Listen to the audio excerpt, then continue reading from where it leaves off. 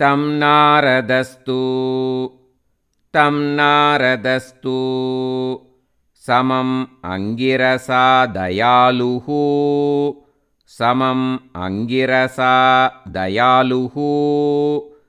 सम्प्राप्य तावद्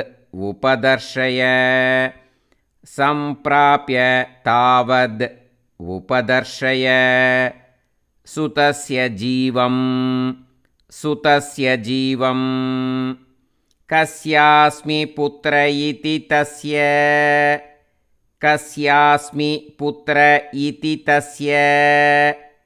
गिराविमोहं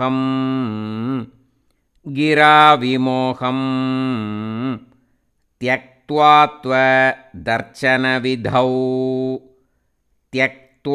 त्वदर्चनविधौ नृपतिं न्ययुङ्क्त.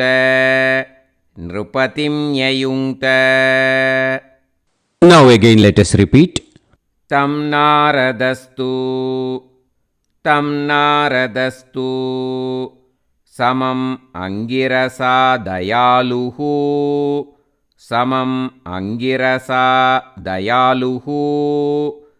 सम्प्राप्य तावद् उपदर्शय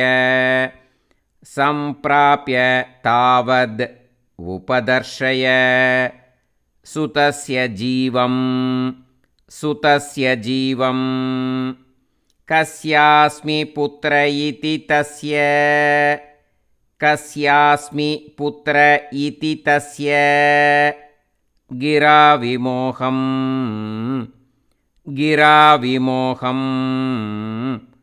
त्यक्त्वा त्वदर्चनविधौ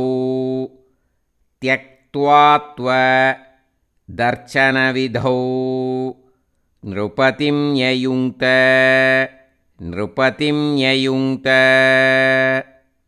Now let us sing line by line slowly. तं नारदस्तु समम् अंगिरसा दयालुः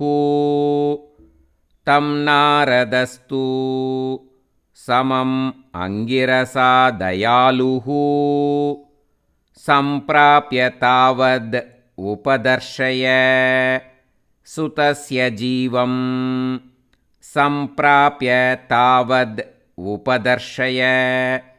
सुतस्य जीवं कस्यास्मि पुत्र इति तस्य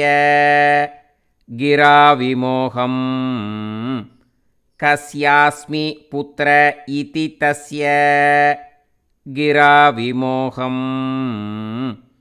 त्यक्त्वा त्वदर्चनविधौ नृपतिं न्ययुङ्क्त.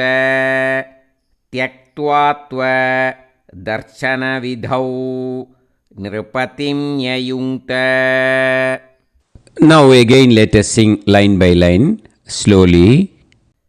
तं नारदस्तु समम् अंगिरसा दयालुः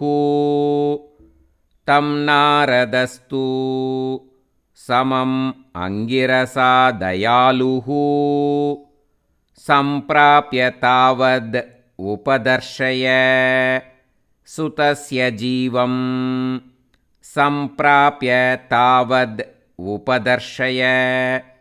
सुतस्य जीवं कस्यास्मि पुत्र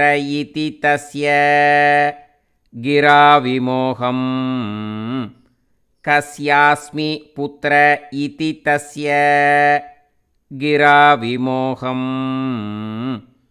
त्यक्त्वा त्वदर्चनविधौ नृपतिं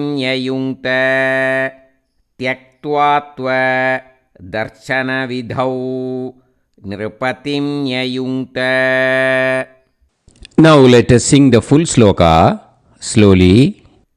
तं नारदस्तु समम् अंगिरसा दयालुः सम्प्राप्य तावद् उपदर्शय सुतस्य जीवं कस्यास्मि पुत्र इति तस्य गिराविमोहं